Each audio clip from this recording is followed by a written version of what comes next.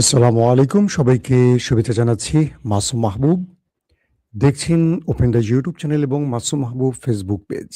সকালের লাইভ সেশনে সবাইকে আবারও শুভেচ্ছা জানাচ্ছি। পৃথিবীর যেই প্রান্ত থেকে যারা দেখছেন, সবার জন্য আমার ভালোবাসা।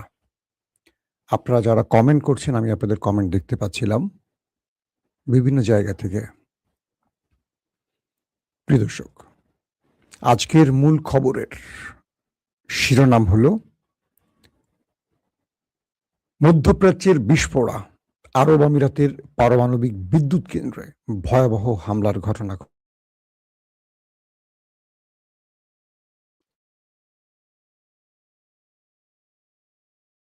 ৩টি ড্রোন ভূপাতিত করা হয়েছে।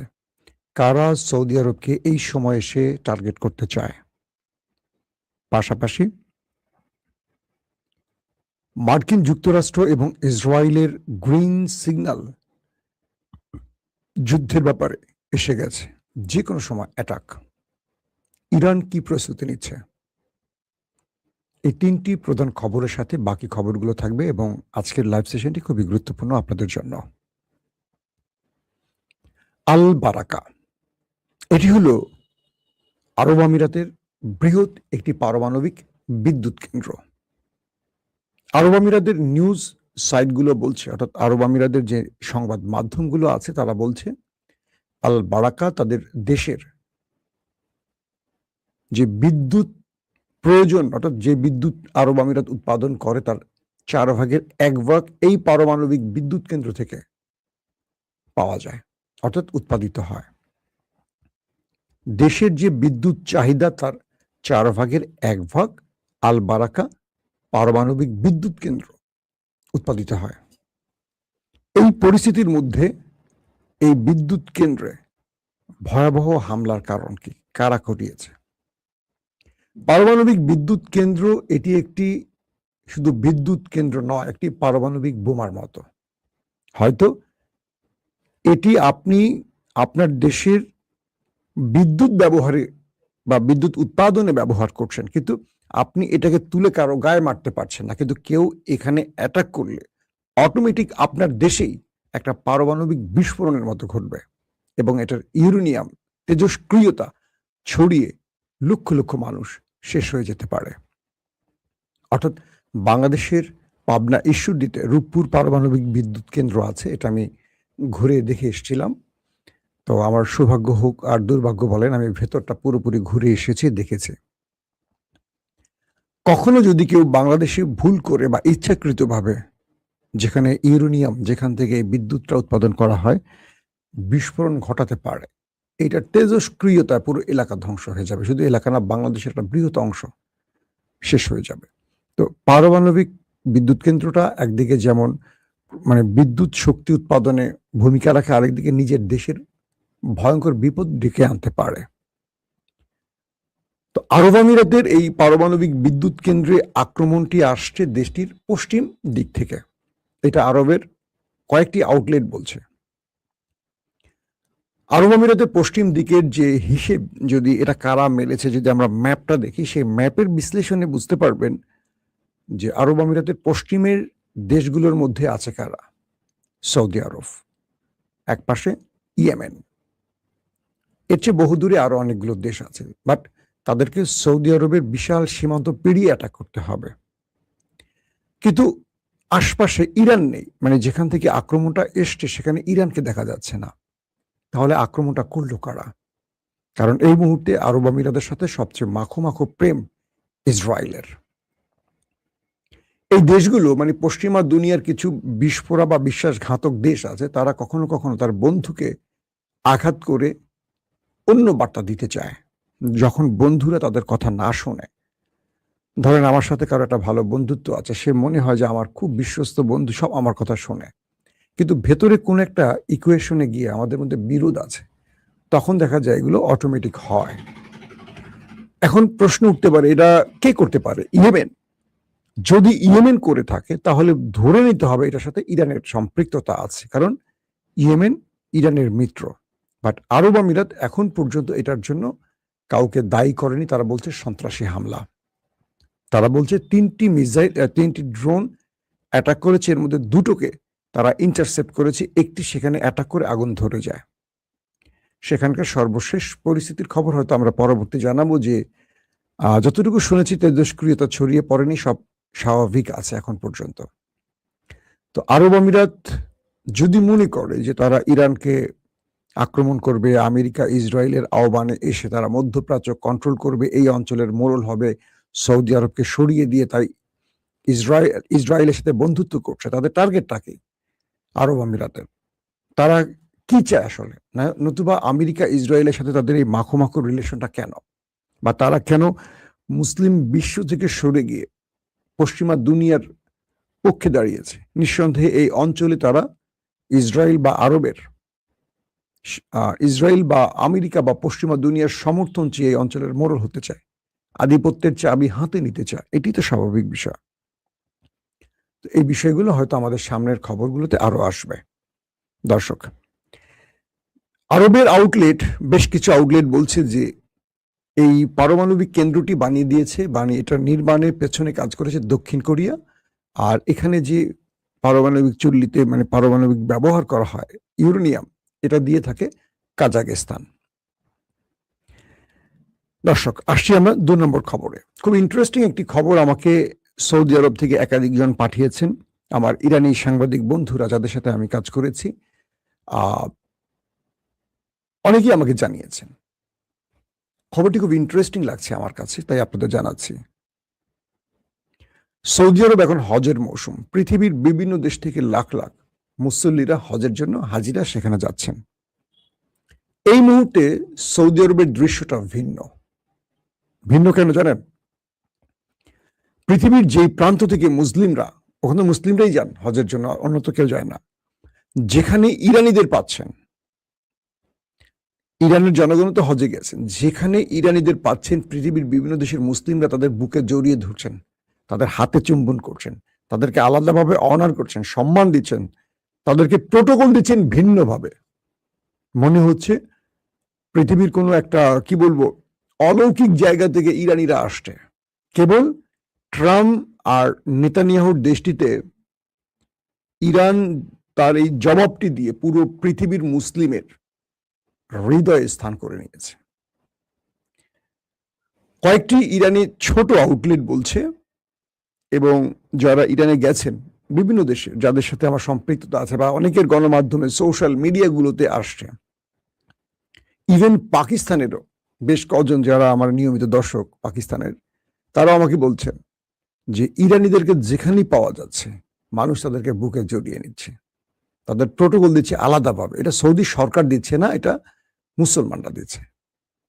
ইরানিরা একটা বিশাল কাজ করছে। হয়তো এই ইরানের জনগণগুলো তারা যুদ্ধ করেনি, তার দেশের সামরিক বাহিনী করেছে, কিন্তু তারা ইরানি, এই জন্য তাদেরকে মানুষ বুকের মধ্যে ঢুকিয়ে নিচ্ছে। কি এক অদ্ভুত ভালোবাসার জায়গা। আপনাদের মনে আছে যখন শেখ হাসিনা বাংলাদেশের ক্ষমতায় ছিল, মানুষ আওয়ামী লীগকে দেখলে হেরেম শরীফে গালাগাল শুরু করতো, তাদের ভিডিও করে তাদেরকে অপমান অপদস্থ করতো। পৃথিবীর যেখানে পেত, ওই আওয়ামী লীগের লোকগুলো খারাপ ছিল না, কিন্তু ওই যে শেখ হাসিনা তাদের নেতা, তার ভুলের জন্য ওই দলটির মানুষকে পথে ঘাটে মানুষ অপমান অপদস্থ করত। আর এখানে ঘটে গেছে অন্যটা, এবং ইসরায়েলের ক্ষেত্রে এটা হয়েছে। যখন ফিলিস্তিনে তারা হামলা করেছে, অজস্র নারী শিশুকে মেরেছে ওই দেশটি, নেতাকাকুর দেশটি, তখন ইউরোপ থেকে শুরু করে বিভিন্ন দেশে তাদের জনগণকে মানুষ পাইলে অপমান করতো, মারধর করতো, উল্টোটা। আর ফিলিস্তিনিদের পেলে বুকে জড়িয়ে ধরতো।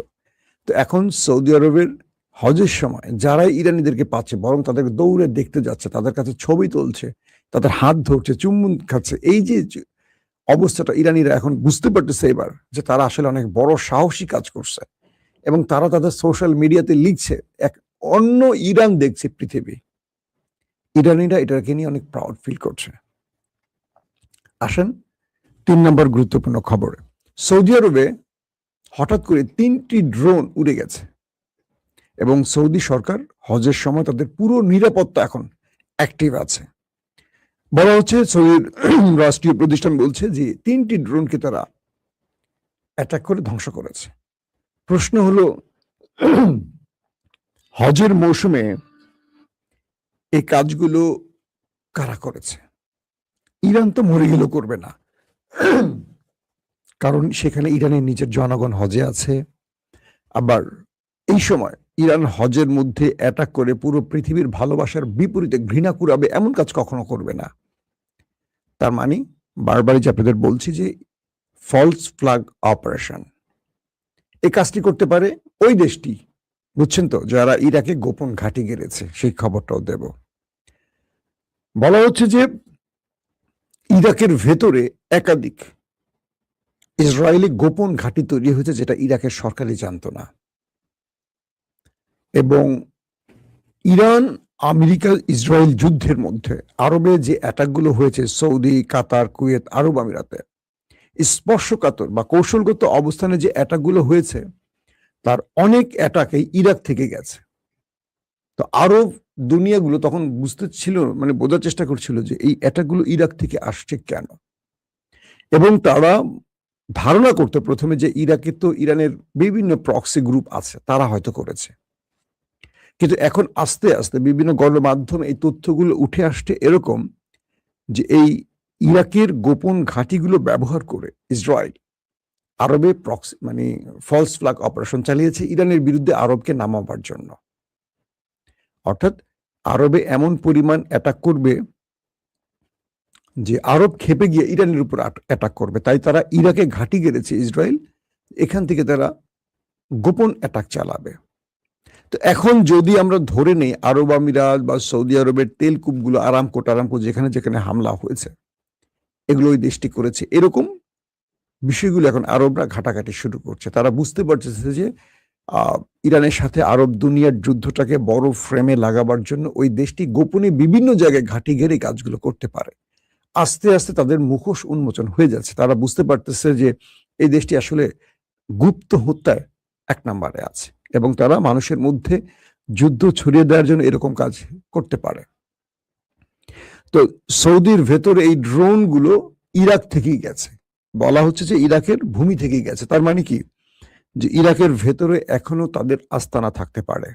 কিছু আস্তানা ছেড়ে তারা পালিয়েছে, সেখানে ইরাকের যোদ্ধারা অভিযান চালিয়েছে মরুভূমির ভেতরে। বলা হচ্ছে যে আরো থাকতে পারে, যেগুলো হয়তো জানেই না। কিন্তু প্রশ্ন হলো, ইরাকের সরকার তার দেশে ভিন দেশের এজেন্টরা বা ভিন দেশের সামরিক বাহিনী ঘাঁটি গেড়েছে, তারা জানেই না এটা কেমন একটা ব্যাপার। এটা খুব ভয়ঙ্কর ব্যাপার না? প্রিয় দর্শক, এখন যে বিষয়টি উঠে সেটি হলো যে আমেরিকা এবং ইসরায়েল তাদের গণমাধ্যমের দাবি অনুযায়ী তারা একটা বড় ফ্রেমে যুদ্ধের জন্য সকল প্রস্তুতি সম্পন্ন করছে। শুধু ট্রাম্প গ্রিন সিগন্যাল দেওয়ার সঙ্গে সঙ্গে অ্যাটাক শুরু হবে। আর ইরান এটাকে মোকাবেলার জন্য তার প্রস্তুতি সম্পন্ন করেছে, যে কারণে ইরানের রাষ্ট্রীয় টেলিভিশন, প্রাইভেট টেলিভিশনে আমরা ইরানের সামরিক বাহিনীর সদস্যদের দেখেছি যারা আর্মস হাতে নিয়ে, অস্ত্র হাতে নিয়ে লাইভে গেছেন এবং তারা প্রত্যেকটা জনগণকে বলছেন, আসেন আপনারা অস্ত্র প্রশিক্ষণে দেশ রক্ষায় এগিয়ে আসতে হবে। এবং সেই অস্ত্রের পুরো ট্রেনিংটা লাইভে বসে দেখাচ্ছেন, কিভাবে লোড করতে হয়, কিভাবে ফায়ার করতে হয়, ট্রিগার চাপতে হয়, কি করতে হয়, একদম পুরো বিষয়গুলো ইরানের টেলিভিশন স্ক্রিনে দেখানো হয়েছে। পাশাপাশি যারা মসজিদে নামাজে গেছে, ইরানে জানেন যে হিউজ মুসলিম নারীরাও মসজিদে যান।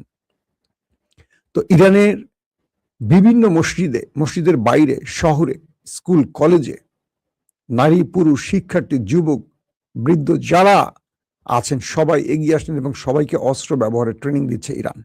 তার মানে ইরান এই পরাশক্তিকে মোকাবেলার জন্য তার সকল শক্তি ব্যবহার করতে প্রস্তুত আছে এবং হাজারো নারী পুরুষ বেরিয়ে আসছেন।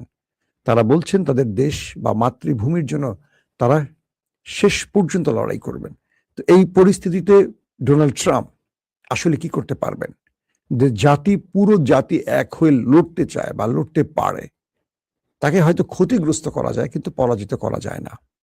তো এই হিসেবে ডোনাল্ড ট্রাম্প তার যুদ্ধকালীন যে ক্যাবিনেট বা তার যে উপদেষ্টা মণ্ডলী দফায় দফায় তাদের সাথে বৈঠক করছেন। তিনি যে বলছেন, ডোনাল্ড ট্রাম্প, তুফান আসছে, আর তুফান আসার আগে এখন নীরবতা চলছে। তার মানে ডোনাল্ড ট্রাম্পের সেই তুফানটি কোন দিকে ছুটে যাবে, কত মাইল স্পিডে ছুটে যাবে, সেটা হয়তো সময়ের আলোকে বোঝা যাবে। কিন্তু ইরান তার নিকট বন্ধুদের সাথেও যোগাযোগ বৃদ্ধি করেছে। যেমন পাকিস্তানের স্বরাষ্ট্রমন্ত্রী মহসিন নাকবি খুব ঝটিকা সফরে ইরানে এসছেন। কি বার্তা নিয়ে এসছেন, কি বিষয়ে আলোচনা হয়েছে সেটা এখনো ফ্লাশ হয়নি। তুরস্কে গেছেন, আরো কিছু দেশের সাথে আলাপ হচ্ছে। আরব আমিরাতের রাষ্ট্রপ্রধান মোহাম্মদ জায়েদের সাথে ভ্লাদিমির পুতিনের টেলিফোন আলাপ হয়েছে। সৌদির সাথে ইরানের যোগাযোগ হচ্ছে, ভেতরে বারবারই বিভিন্ন ভাবে যোগাযোগ হচ্ছে, কথা হচ্ছে। পাকিস্তান এখন পুরো দমে ইরান এই যুদ্ধে একটা বড় মধ্যস্থতার ভূমিকা নিচ্ছে, শুধু না ইরানকে রক্ষায় বড় ভূমিকা পালন করছে। কারণ ইরান ক্ষতিগ্রস্ত হলে নেক্সট টার্গেট হবে পাকিস্তান। পাকিস্তান চাচ্ছে এখান থেকে, অর্থাৎ এই যুদ্ধে ইরানের বিপক্ষে দাঁড়িয়েছে ভারত। তো ভারত যখন ইরানের বিপক্ষে দাঁড়াবে, অটোমেটিক পাকিস্তানকে ইরানের পক্ষে আসতে হবে। তো সবকিছু মিলে পাকিস্তানের সাথে ভারতের উত্তেজনা ছড়িয়ে পড়েছে। আজকে পাকিস্তানের বেশ কিছু গণমাধ্যম দাবি করেছে, ভারতের যারা বলছে যে, ভারতের সেনাপ্রধান সহ যারা বলছে পাকিস্তানকে মুছে ফেলবে মানচিত্র থেকে, তারা বলছে যে মানচিত্রটা আরেকবার ভালো করে দেখে রাখেন। অর্থাৎ পাকিস্তান ভারতের মধ্যে উত্তেজনা ছড়িয়ে পড়ছে যুদ্ধে, এবং ইসরায়েলের চেষ্টা হলো ইরানে আক্রমণের আগে যে কোনো ভাবে পাকিস্তান ভারতকে আবারও একটা যুদ্ধ পরিস্থিতিতে টেনে আনা, যাতে পাকিস্তান ভারতে বিজি হয়ে পড়ে। আর এই সুযোগটি তারা ইরানের কাউন্টার অ্যাটাক চালাবে, অথবা পাকিস্তান ভারত যুদ্ধ শুরু হয়ে গেলে কোনো না কোনো ভাবে পাকিস্তানের ভূমি ইরানের বিরুদ্ধে ব্যবহারের চেষ্টা করবে ওই দেশটি। তো অনেক ইকুয়েশন নিয়ে শত্রুরা এগুচ্ছে, আর সেই ইকুয়েশনের পাল্টা জবাব ইরান দিচ্ছে খুব পারফেক্ট ভাবে। এই পরিস্থিতিতে পৃথিবী এক মহাপ্রলয়ের দিকে এগিয়ে যাচ্ছে। শেষ পর্যন্ত শান্তি আসবে, নাকি শেষ পর্যন্ত একটা বড় যুদ্ধের মহামারী দেখবো, আমরা জানি না। তবে আমরা আবারও বলছি, আমরা শান্তির পক্ষে, আমরা যুদ্ধ চাই না। আমরা চাই পৃথিবী শান্তিময় হোক। প্রত্যেকে ভালো থাকবেন। আল্লাহ হাফেজ।